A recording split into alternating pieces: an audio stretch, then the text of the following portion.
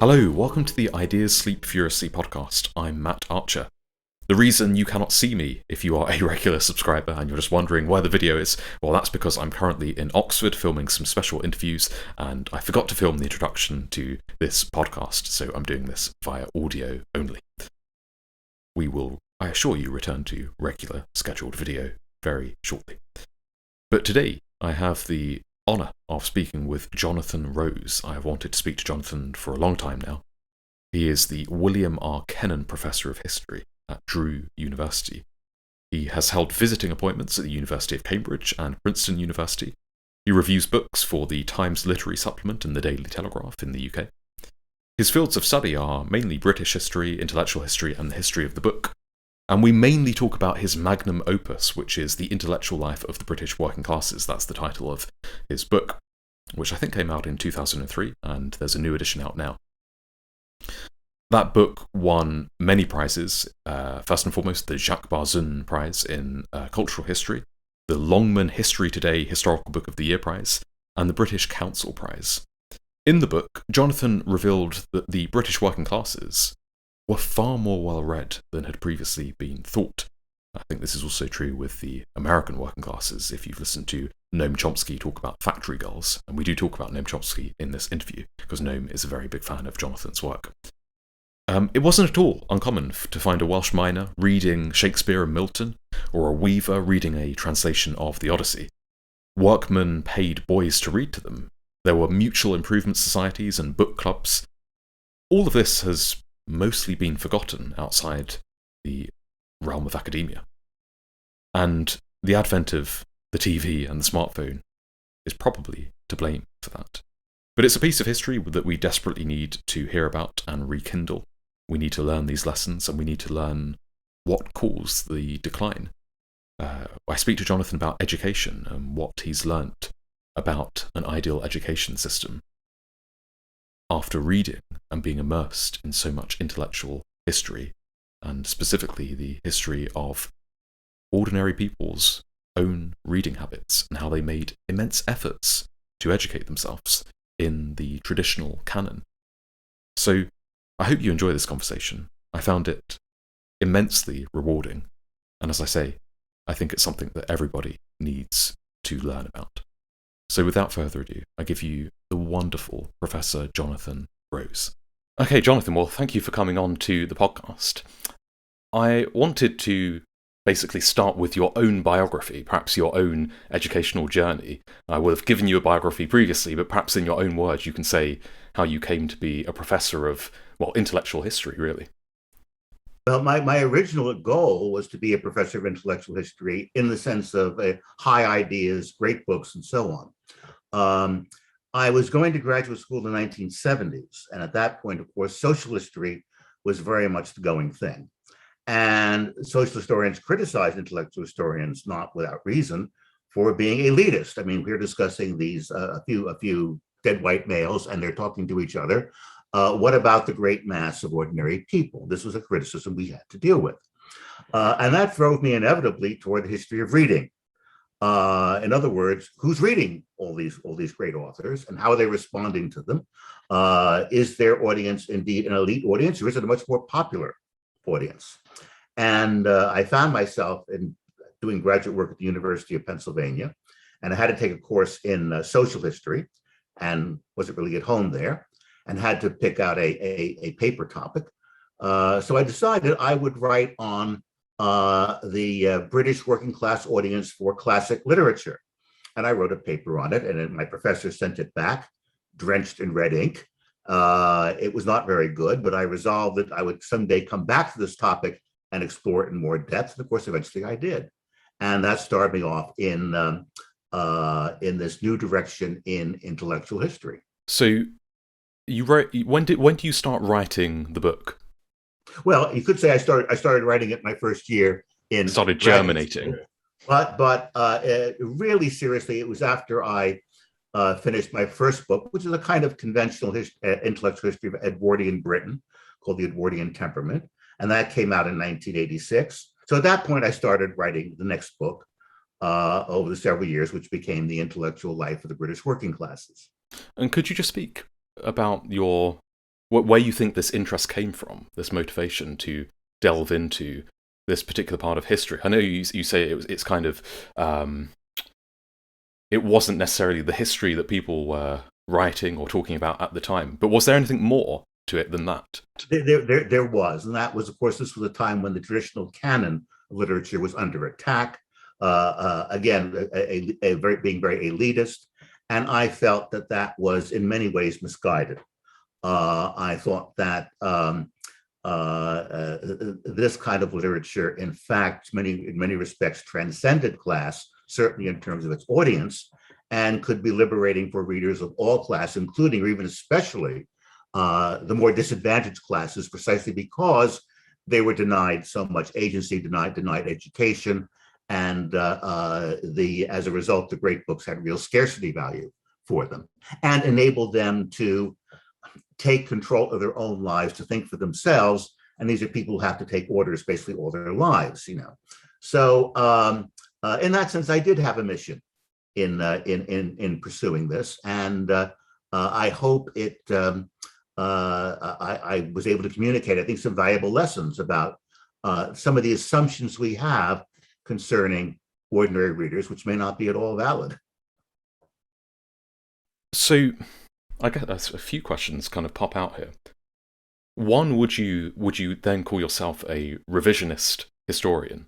And two, how well known, I guess it kind of plays into the first question, how well known was, were at least parts of this history? So, for example, you mentioned the fact that you knew back then that the canon was at least appreciated and probably read by the working class. So what was this known at least by historians, by intellectual historians, and it was just kind of disregarded? Well, I don't think it was widely known. I think actually the prevailing assumption was that they were the masses didn't read this kind of literature, and as I say, social historians discounted that possibility. So what I try to do is not to simply dismiss social history, not at all, but to adopt the methods of social history and then apply them to intellectual history. In other words, what do ordinary people in their ordinary lives read on an everyday basis, and how does it affect their lives? And that I felt was the future that intellectual history should move into. Yes, I would consider myself a revisionist historian because, first of all, it's great fun. There's no point in just saying what other historians have already said in the past. I think you have to try to be original. In some ways, there's that famous play, The History Boys, and there's a character based, I guess, on Neil Ferguson, who is constantly pushing the students to take an unconventional approach to history. And he's actually the villain in the play, but I viewed him as the hero. Because I think that's what a professor should always try to make his students do, to take the same information, the same history, but perhaps view it through a different kind of lens. That's fantastic. So what were your thoughts then when, I assume maybe you were an undergraduate or a graduate student reading someone like E.P. Thompson? I barely got through his book, the Making of the English Working Class. I did find it hard going. I felt that he did not grant enough agency to these workers. I felt he did not so much respect their point of view. I felt he was too dismissive of the religious traditions, especially Methodism, which he viewed as a kind of neurotic and repressive religion. And I tended to take a more, I think, more balanced view and say, well, yeah, there were certainly puritanical elements of it, but it did mobilize the working classes. It did allow them to organize their own chapels. And if you learn how to organize a chapel, you can organize a trade union, you can organize a political party. It made them more articulate. And I think Methodism inculcated the ethic of self-improvement, and especially improving your mind. So in that sense, it had a very positive legacy. And let's face it, most of the founders of the Labor Party were lapsed Methodists who said, I don't accept all of the old religion, but I also think it did a lot for me. I take from it what I think is valuable.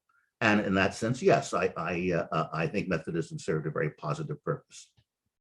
For listeners that might not be aware, could you just give a brief overview of what Methodism is?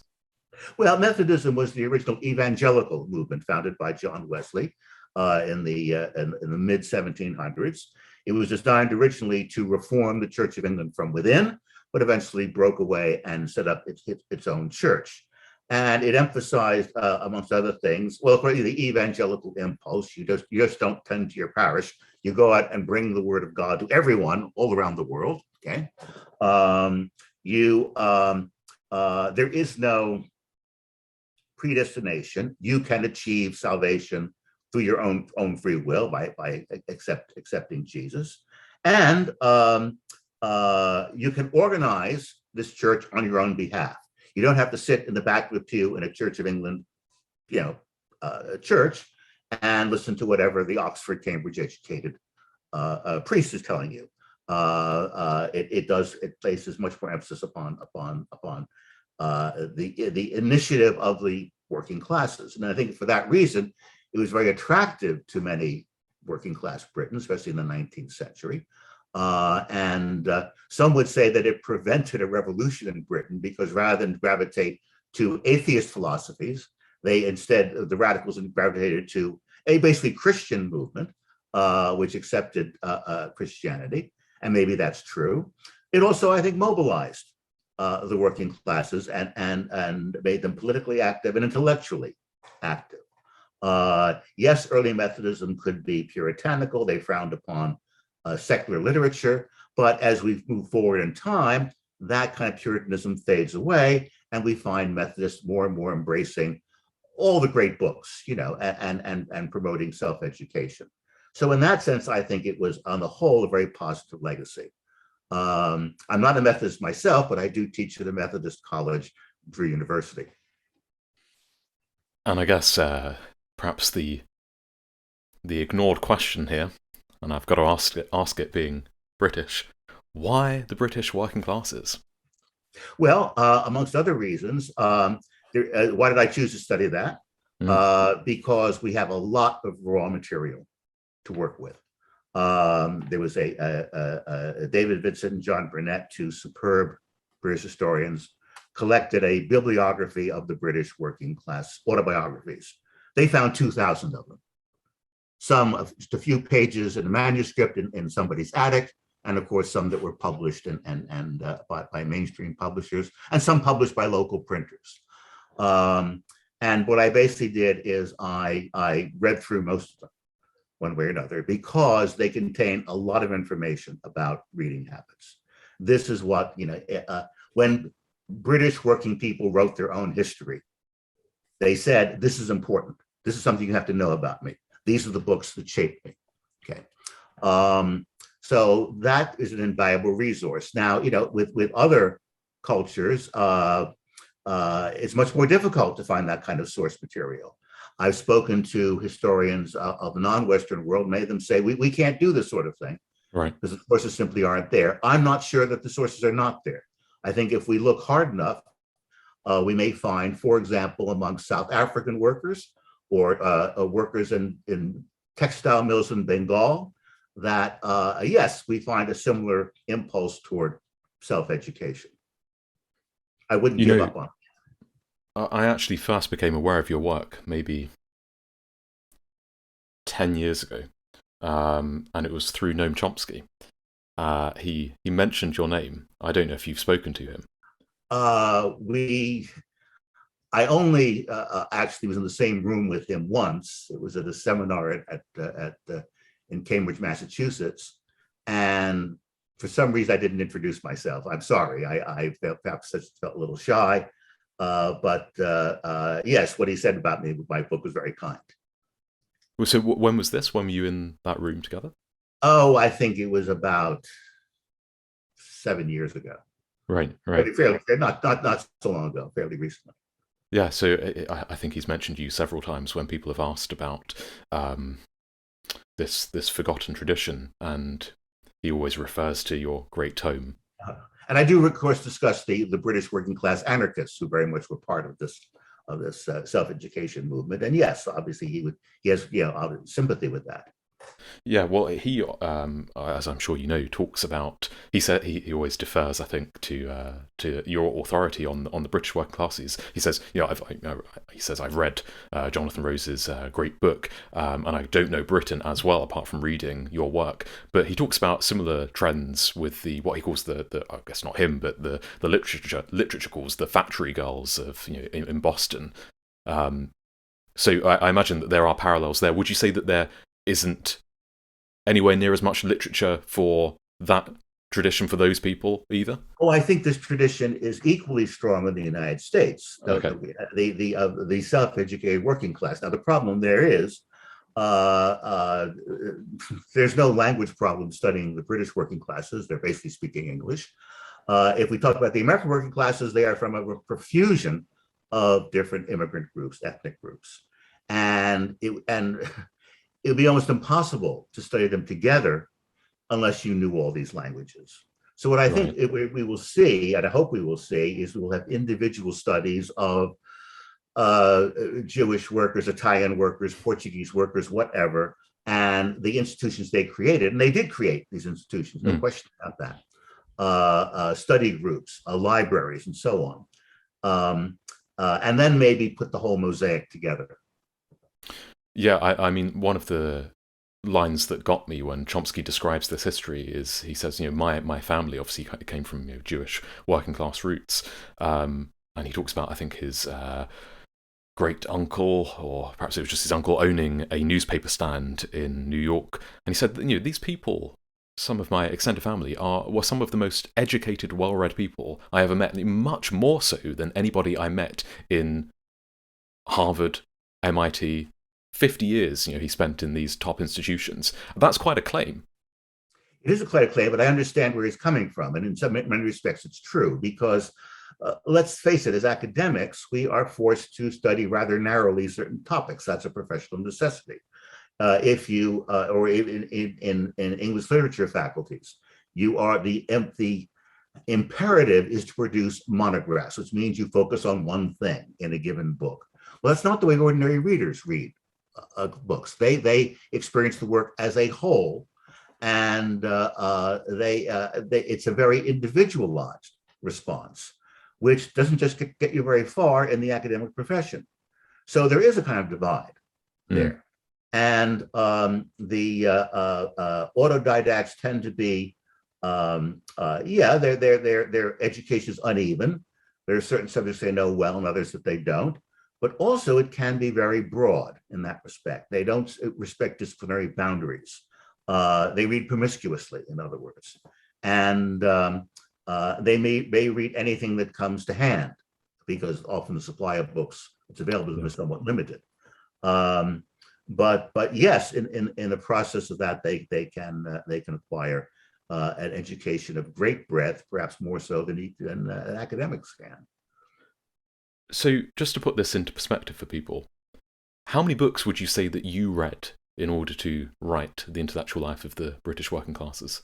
Well, as I mentioned, there were 2,000 autobiographies in this. I read most of them, not all, but most of them. Basically, anyone I could get access to. Now, a lot of them were in little, county public record offices scattered throughout the UK.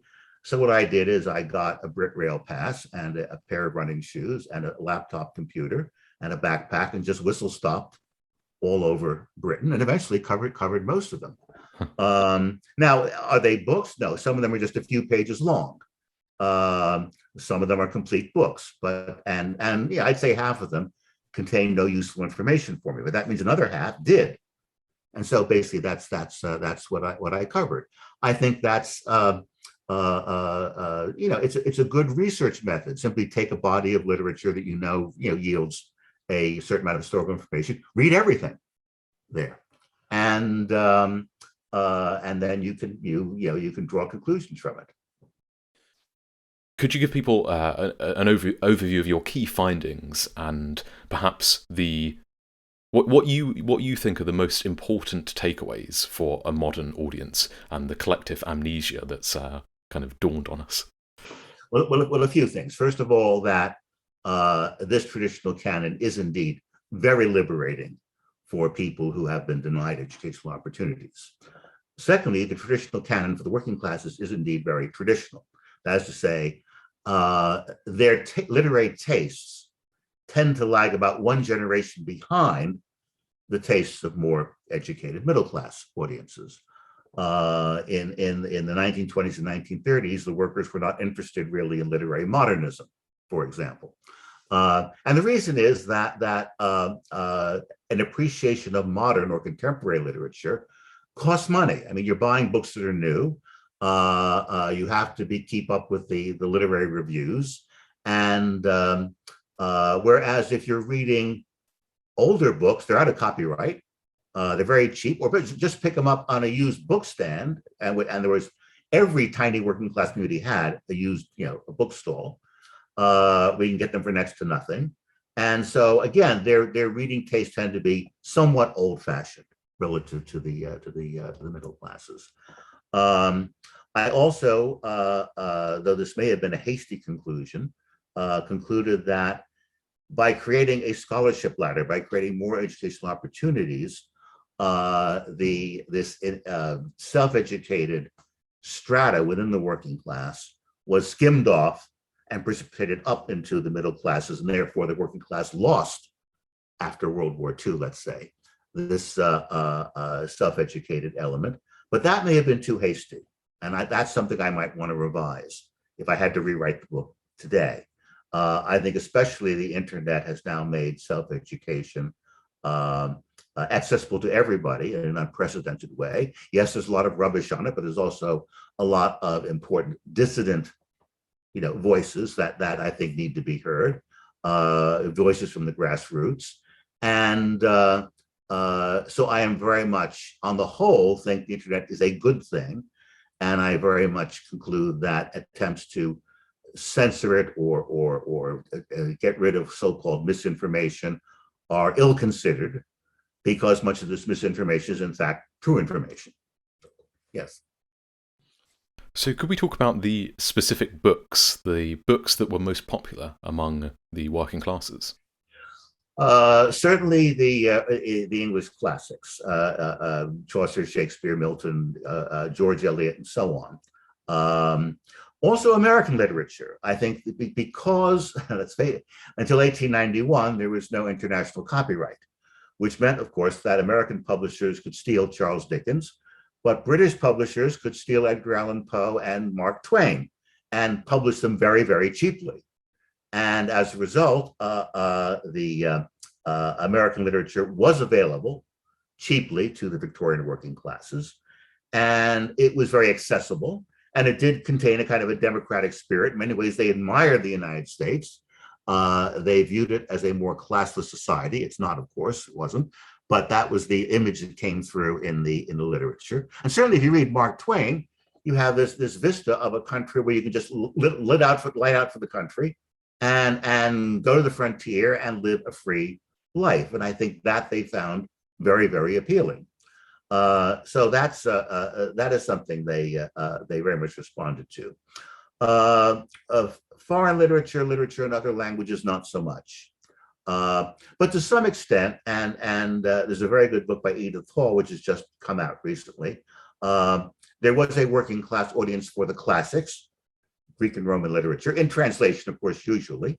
But this is something that they responded to, and so that as well, I think found an audience there. Did working class Brits ever buy books, or were they almost all library and kind of mutual improvement societies? They rarely bought new books, let's put it that way.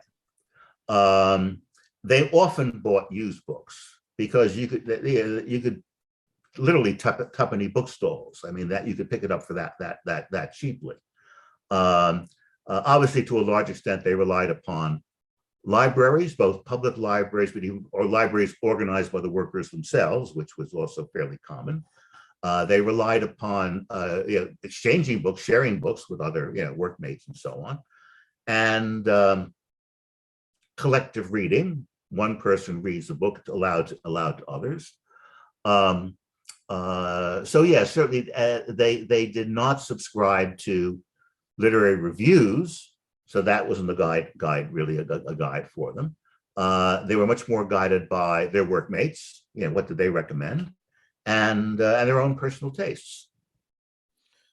And do we find any particular professions reading the most? Obviously, these professions where you can, I guess, what was it, the weavers, where you could just plant a book down and read whilst you worked. It certainly helps if you the more skilled workers obviously would tended to read more.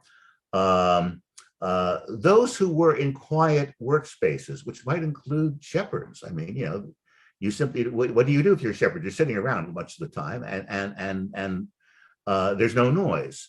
If you're working in a very noisy factory, and anyone, I mean, if you visit an industrial archaeology site and they actually have a preserved factory there, ask them to turn on the machinery. It's absolutely ear splitting, and makes reading almost impossible. However, take another culture, Cuban cigar workers, who, it's a factory, but there's no machinery there. It's all done by hand. They would hire what's called a lector, who would read aloud to them from books or newspapers while they were doing their work, and that's possible in that kind of a work environment. So it does depend a lot on, first of all, which strata of the working class we're talking about, and their work environment as well, and whether you have free time in your workplace. There was cooks on Pullman cars in the United States. Now, obviously, at meal times, there's intense bursts of work. Between them, there's not a lot to do, so they could read during this time. I frankly don't think that a worker today in an Amazon fulfillment center has much time to sit down and read the books he's sending out. Yeah. Although I guess that's why podcasts are so wonderful, right? You can kind of do a university degree whilst you commute to work. This picture that you paint, one feels like it has rather stark consequences or repercussions for the Marxist view of the working class, the traditional view of kind of false consciousness. Could you say something about that? I can. First of all, I deliberately titled the book "Working Classes," plural, because I think there was much more identification with particular trades among the working class than an identification with the class as a whole. And there were certainly gradations that within that class. I think we have to be very careful about using the term false consciousness, because it can be used in a very facile way to try to explain why the workers don't buy into what we're trying to sell them. It was used very commonly, I know, amongst Marxists in the United States in the 1960s, when the American working class was rather conservative in its outlook. But you can see why they were. Capitalism had made possible working class affluence. They enjoyed political freedom. They enjoyed religious freedom. They enjoyed consumer goods, all of which they could not enjoy in communist countries. They enjoyed independent trade unions, which of course they couldn't have in communist countries either. Many American workers were from countries like China, Slovakia, Cuba, which were under communist domination, and consequently, they realized what it was all about. So in that sense, I would say the American working class was very sensible in rejecting the Marxist formulas. I don't deny that certain groups can sometimes work against their own interests. Okay, not right, but we always have to ask the question: whose consciousness is false here? Is it the workers who have a false consciousness, or is it the Marxist intellectuals who have a false consciousness, given the way Marxism is often worked out in practice? Yeah, there's just something very, quite humorous about the picture of, I guess, even today, right? You look at Brexit, you look at Trump, and people are all too willing, kind of liberal intellectuals, often, to make the either explicitly or implicitly the false consciousness point. And if they could only read your book and understand that these people were more well read than they are, almost certainly, it's quite hilarious. You can't help but feel that there's a patronizing element to you don't know what's good for you, and if you did, you wouldn't have voted Brexit and Trump. And whilst that, as you say, it could well be true in many cases, it's somewhat of a uniform prescription for something as complex and bitty as lived history, right? Right. Well, I can even recommend a book by Paul Embry, just called Despised.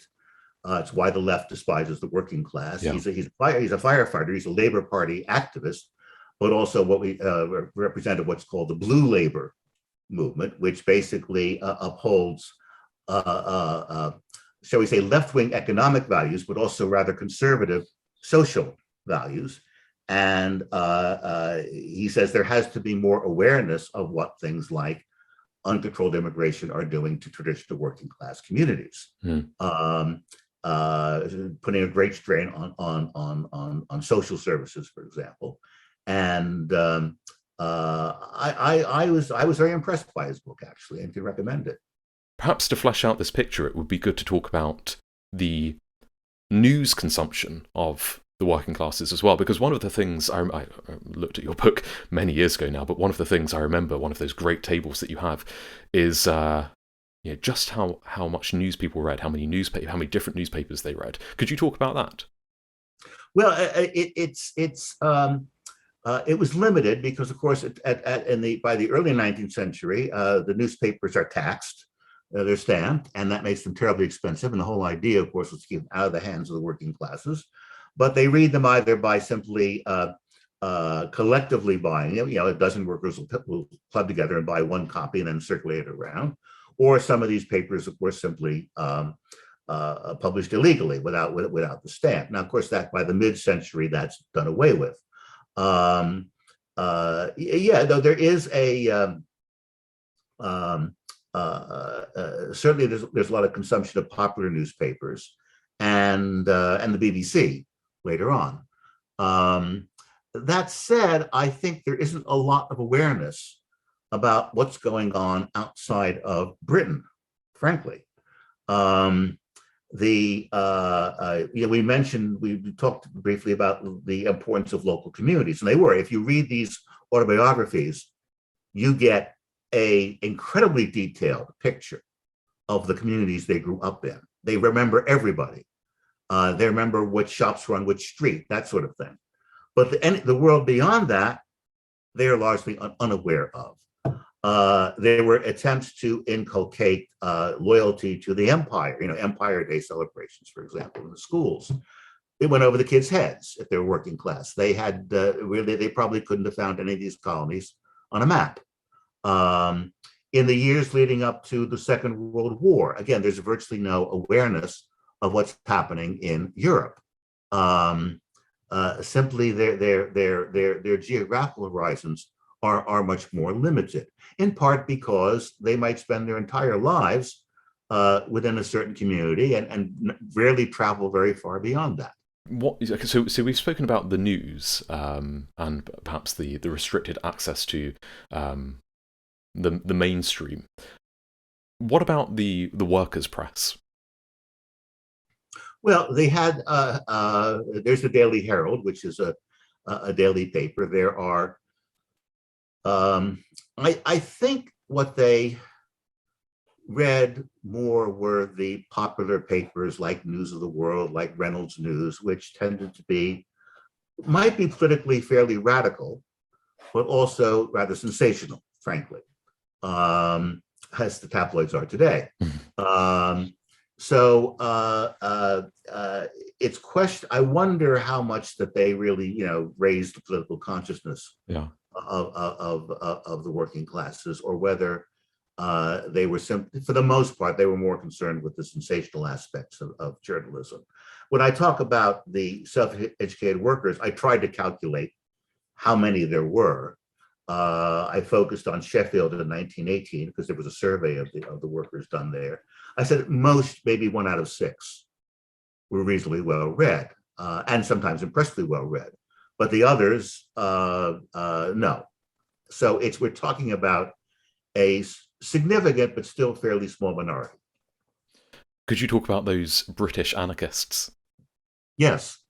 Um, and of course, that was part and parcel of their whole ideology, that the workers could educate themselves and organize themselves outside of traditional structures.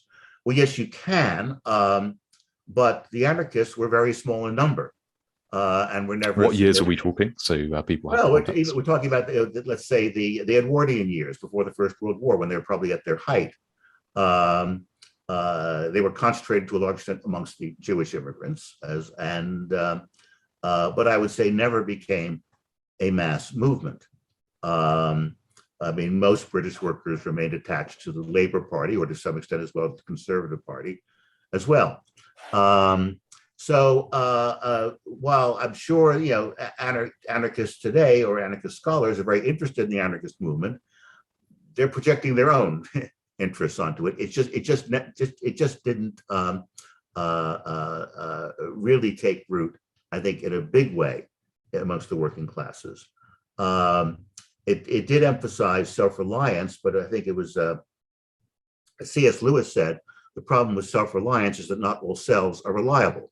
And to educate oneself takes a great deal of initiative, self-discipline, and frankly, most people prefer to work in very structured educational environments. Do we know what books those anarchists read? Whether they read the founding fathers, as it were, of anarchism, the Bakunins and the Kropotkins? Oh, absolutely. And Rudolf Rocker, who was an anarchist who, although he was actually a Gentile, he learned Yiddish enough to edit Yiddish newspapers, and of course, Jewish workers were very impressed by all this. And certainly, he played a role in recognizing Yiddish literature as a legitimate literary form, and played as important in that respect. So yes, these anarchist educators did try to expand the tastes of the working classes. Obviously, the big emphasis on anarchist literature itself, but not limited to that. Do you have any thoughts on the anarchists in Spain and kind of pre-Civil War, and how they were able to generate this very close-knit structure?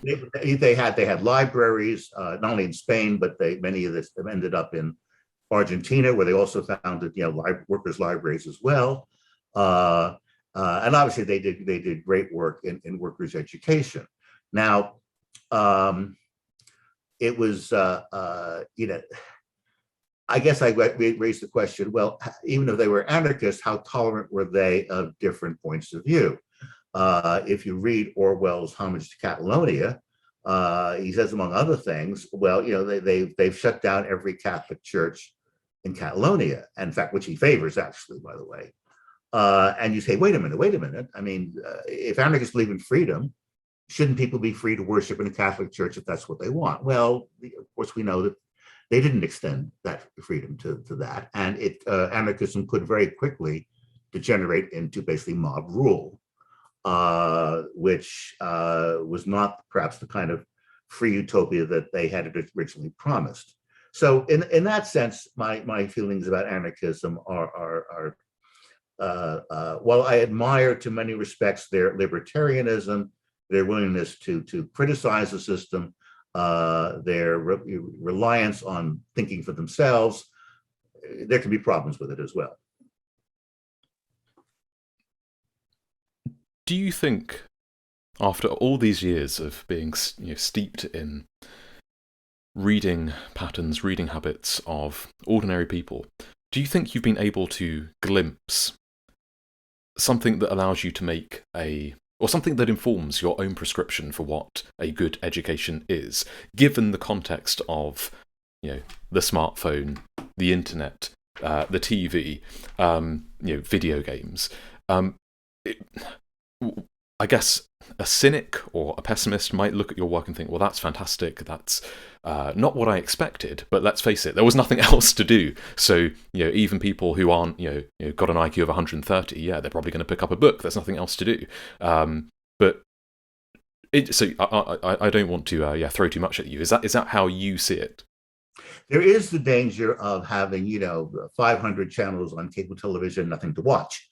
There is the sort of a sensory overload that can distract, especially young people, from doing serious reading. I see this amongst my own children, to be perfectly frank, where they are so clued into social media that they become not only wrapped up in trivia about celebrities, but they become very conformist. They are fearful they'll be unfriended. They're fearful that they will be attacked online by a Twitter mob. And the result is they're in many ways afraid to think for themselves. And I observe this amongst my students as well. I think that the whole spirit of the 1960s, when students were very much concerned with being nonconformist and dissenting, in many ways is largely gone. And I think there's much more of an emphasis upon fitting in with the group, and again focusing on inconsequential things that celebrities are involved in. So yeah, there is a danger to that. On the other hand, there's always another hand. There is online, we have many groups devoted to literary criticism. These are ordinary readers giving their opinions about books and debating them. There are thousands of these websites, and some may be devoted to particular genres like science fiction or romance, and others devoted to classic literature or whatever. We no longer have F.R. Leavis's or Lionel Trilling's critics that everybody respects and have authoritative views. Instead, we have, shall we say, a much more populist alternative where everybody's contributing to the conversation. That's not necessarily a bad thing. I think, in fact, if anything, it shows these readers are very engaged.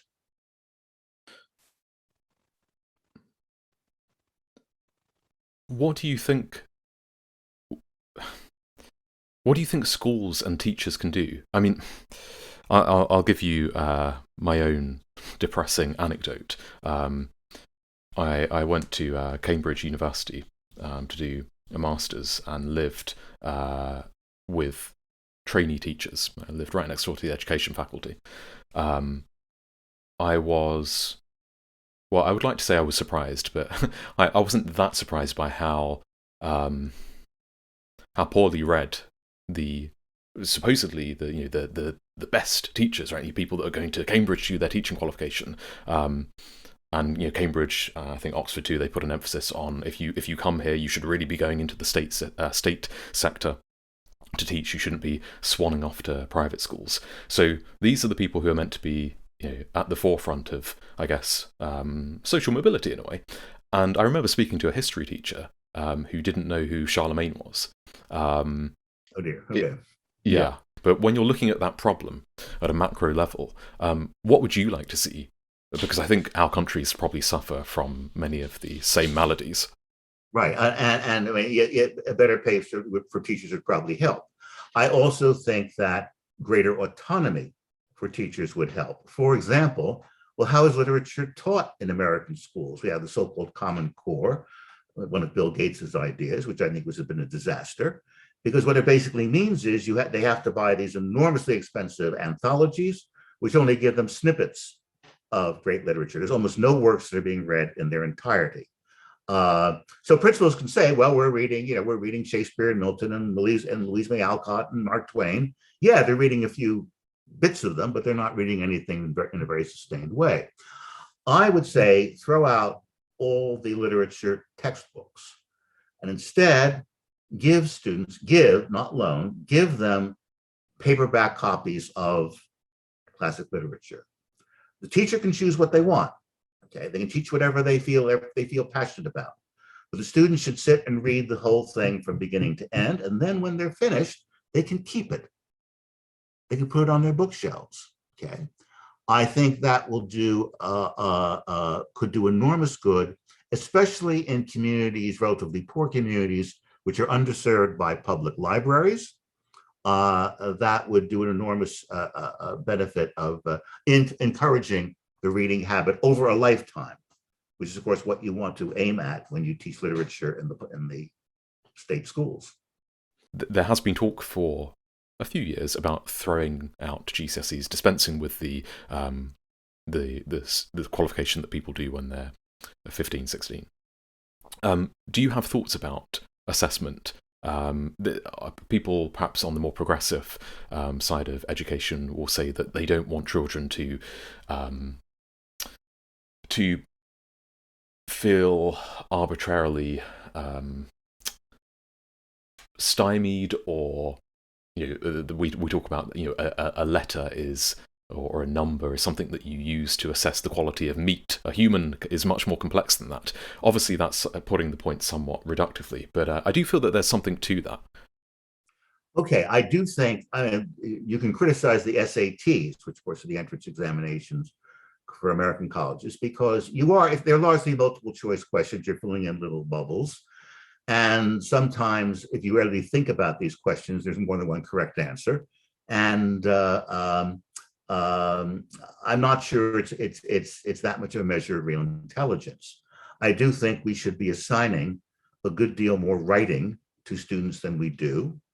I think in Britain, at least until recently, the a high school student was doing twice as much writing as the American high school students. And then you get the papers criticized by your teacher, which is probably the best way of learning. I'm very much a believer in response papers. If you assign a student a book, get them to write maybe just 500 words about it. But if you do that, they have to read it and they have to think about it. And you have a starting point for any kind of class discussion. And I think if you do that week after week, they develop both the reading habit and the writing fluency as well. So I think that's one reform that we could put into place. It seems, I guess, on a common sense level, that if you are a teacher, and I've taught many subjects over a period of 3 or 4 years, varying age levels, and I think any teacher can tell you that if you have a vast range of ability, being told to differentiate within that classroom, that's fine. You can do that to a certain extent. But if you've got someone who is very able, right, say they're in the top 2% for IQ, and someone who is in the bottom 2%, often it's very hard to teach both of them, to put it bluntly. The common sense method would be, let's take these people who are right at the top, put them in their own school, not just a different class, not just setting it, but a school with a ethos and something that allows them to fulfill their potential, basically, do as much as they possibly can. And then let's take those people who are really struggling, put them in the same class, try and remove stigma. We're not going to call this the top set and the bottom set, and let's try and get these people up to the highest standard possible. Let's fulfill their potential, and yet that is somehow seen as very elitist, I think, by today's left. I think actually that makes sense, because if you have a student who is struggling and you put them in a classroom where other students are excelling, you're only going to increase their feelings of inferiority. It's going to be obvious that they're lagging behind. And I think, yes, if students excel, they should be given a chance to excel. And certainly the alumni of the British grammar schools generally spoke very highly of them, felt they were an important element. But I also found in my own research that the post-war British students who went to secondary modern schools, that is to say, those that were not special, that were not academically elite, where you basically ended your education at 15 or 16, were reading at an astonishing level. And this was reading they were doing not for their schoolwork, although they did some of that, of course, but reading they did for fun. There they are reading, they're reading poetry, they're reading novels, and so on. I think that if you are going to track students, you can still, even those in the lower track, direct them toward literature and serious reading. And you may have to start at a lower level, of course. You have to approach them on their own level. But if you spend the time for it, then you can certainly bring them up. One other thing I propose is that in every school, there ought to be a class session, hours set aside where the students have to go to the library and they just read. You can read whatever you want. You can't look at a screen. It has to be a real book. You're free to choose that, but it's all quiet. You focus on the book, and I think that too will inculcate the idea that reading is not a chore; it's something you actually can enjoy. Just coming back to the book, would you say that this was this way of life, reading the canon, as it were? Was it something that people thought about, or was it just very normal to have read Homer and Marx if you were a Welsh miner? Well, no one is born with a knowledge of the canon. That's the one thing. It's something obviously you do pick up. They might pick it up through recommendations, fellow autodidacts. They might pick it up because great authors refer to each other, and so if John Stuart Mill talks about Aristotle, well, then you ought to go read Aristotle.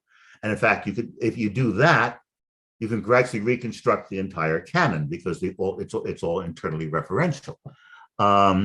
So yeah, it's something that has to be learned. But I think also they weren't simply blindly following a list of 100 great books, though such lists existed. They were reading books that they actually responded to in a very passionate way. They are not status symbols. They are not conforming to middle-class intellectual hegemony. They are reading what is valuable to them. If you could try and abstract out and say, well, let's look at society today, perhaps without the smartphone, without the internet, do you think you would see people flock back to the TV? If you could take out both, would people gravitate back towards books? Would the radio become more prominent? Obviously, these are impossible questions to answer in any precise detail, but what do you think were the most the most important variables in contributing to this awful decline? Well, I would like to dynamite Twitter, certainly, but that's not going to happen. We have to live with this new technology, and somehow, and we have to figure out ways where culture can sort of coexist with it. Now, certainly in America in the 1950s and 1960s, right, we have television coming in. It becomes ubiquitous, but at the same time, book purchases and readership is booming. Okay, and serious literature. You have paperbacks, series of paperback classics like New American Library, Anchor Books, which are huge business successes. And they're doing it by selling, again, cheap classic literature. Now, it's a function of the fact that higher education expanded enormously after World War II and create a whole new audience for this kind of literature. But I think it was also created because as a society at the time, we really valued the humanities. We genuinely felt that this was something that every educated person should learn. During World War II, the colleges were recruited by the U.S. Army to train up quickly military officers. They had to do it quickly, the war's on. And the Army naturally said, well, we don't really want you to teach the humanities because we just want military officers.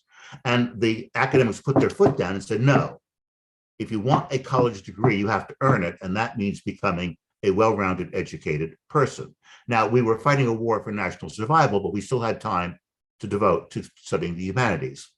We are now being told that we don't have time for that.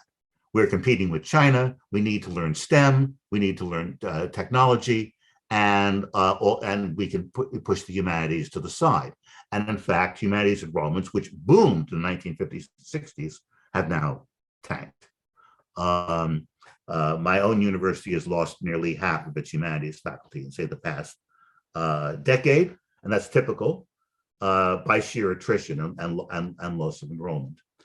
So again, it is largely what a society chooses to value. It's not that we can't afford it; it's that we have decided to do something else, and we have to have a reordering of priorities. Would you be in favour of reviving the classics dramatically and teaching working class kids Latin and ancient Greek, or at least giving them the option of studying it?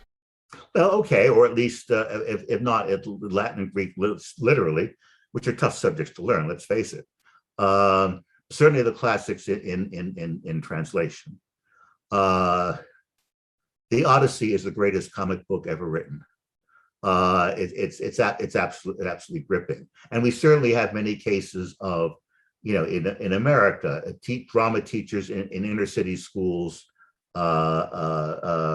staging Shakespeare in high school, and the kids absolutely love it because Elizabethan England was really a lot like an inner city in the United States. It's lots of music, lots of crime, okay, very colorful characters, okay, English, which is not quite standard English, but in its own way is very expressive, very flamboyant personalities.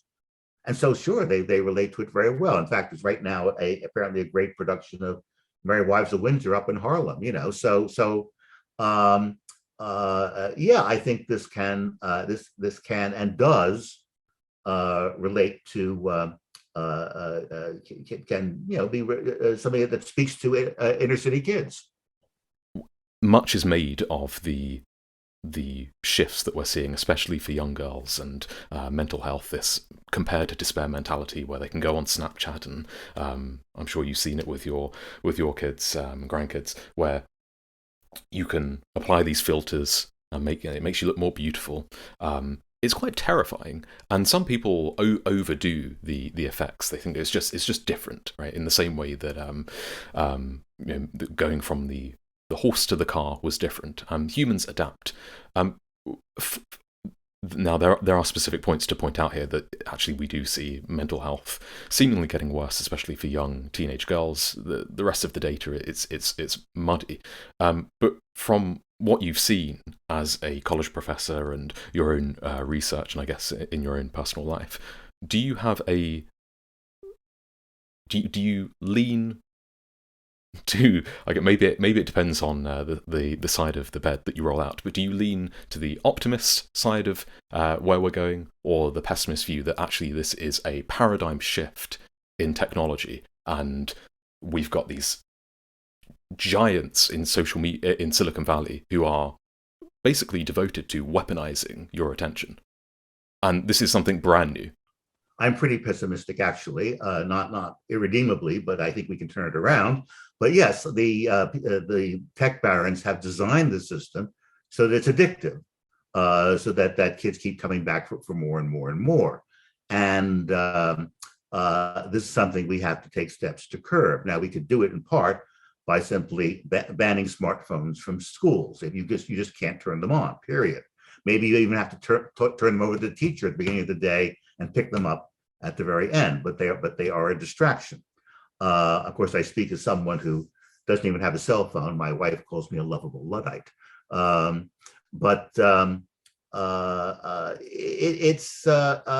Many people predicted that television would be addictive, and in some ways it is, but we had to learn to turn it off. We had to learn to not remain glued to the tube at all times. And you can do that if you, again, set strict rules with kids and limit their consumption, and also introduce them to other things. All right, yes, you have to sit, if you're going to be in school, you can sit quietly and read a book, but you can't look at a phone. It's simple as that. And then indeed you may be able to get them to break that habit. I want to get on to a few audience questions before we close up. Alan Jones from Patreon asks, are you familiar with Eric Hoffer's self-education and his book, The True Believer? If so, do you have any comments? Yes, I think he was a model of an autodidact, and in fact, very, very perceptive. I think that with The True Believer, it was a great psychological study of political dogmatism, and we see this type all over today. He was very far-sighted in that respect. But it's interesting that Hoffer has fallen into disrepute, even by the 1960s, I think because he was viewed as low class. He was not an academic, and was discounted on that respect. But I think we should be reading more of him. And Matt Gonzalez from Patreon asks, what do you think of disclaimers attached to movies and books? For example, HBO attached the disclaimer, a disclaimer to Gone with the Wind, and the disclaimer was, it denies the horrors of slavery. What does Professor Rose make of such attempts to contextualize cultural artifacts? I would say they're belaboring the obvious. I mean, we all knew, of course, it was the Gone with the Wind, romanticized slavery. We were all very much aware of that. We have to, realize that works from the past often represented, attitudes we would now regard, rightly regard as reactionary and unjust. It doesn't mean that these works are valueless. Yes, ancient Greece was based upon slavery. Of course it was. But it also produced some absolutely great ideas, including, of course, democracy. And I think one has to think, it's funny, I sometimes say that progressives really have a lot of problems with the idea of progress. In other words, we have to accept that human beings are not going to create utopia overnight. It's going to happen step by step. And as long as a past civilization or a past literary work or a past work philosophy brought us a few steps closer to that just society, then it's worth reading, for that reason. And we can't simply say that all of these are valueless because they don't represent progressive values circa 2021. So there's nothing wrong with these disclaimers, I suppose, but I honestly don't think that they're necessary. Okay, then let's go to a couple of quickfire questions. What is your favorite book of all time? And let's do fiction and non-fiction. Gosh. If it's that difficult, you can. I'll extend the list to 3. No, it's a fun question. I wish I've always liked Homage Cataloni, even by Orwell, even though the more I read it, the more questions, doubts I have actually about it. Pardon me. I teach so many of these books at university that I keep discovering new things about them, and my feelings change. Lewis Carroll is someone I've been feeling more and more fascinated by as time goes on. Yes, I do teach him as intellectual history.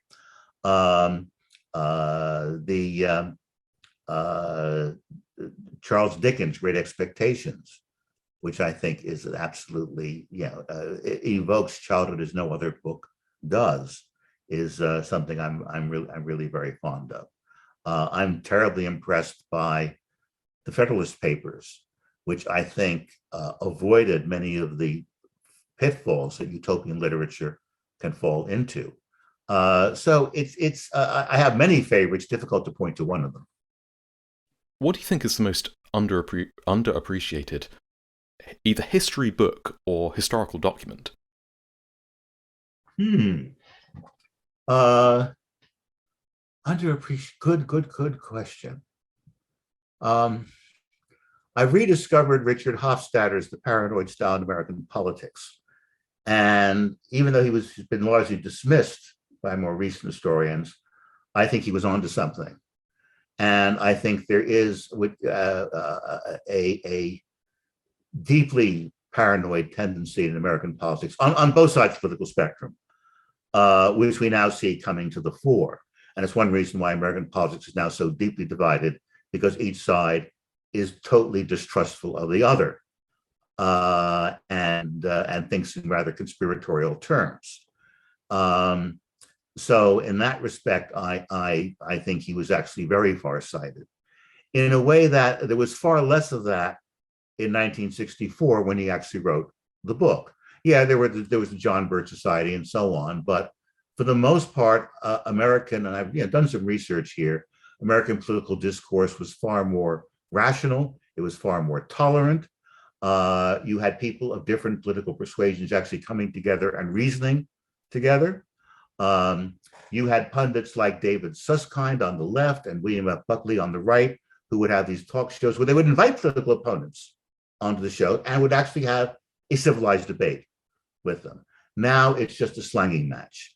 Now they're not debating. They're simply heaping abuse on each other, and I think that's a terrible loss, and we are paying already a heavy price for that. Thank you very much for talking with me. I've really enjoyed our discussion. Thank you, Matt. It was an absolute pleasure. Thank you very much. I would like to obviously promote the latest edition of your book as well. When will that be out? It's out, both in the okay. US and the UK. It's nothing much has changed. I did write a new preface to sort of update what I think is its relevance to contemporary politics and society. But it is out in both countries. And I believe you are a sensible person, so you're not on Twitter. But if in people fact, wanted I have no Twitter account. So if there's a Twitter mob out there and wants to attack me, sorry guys, nothing to attack. But you can send them my way.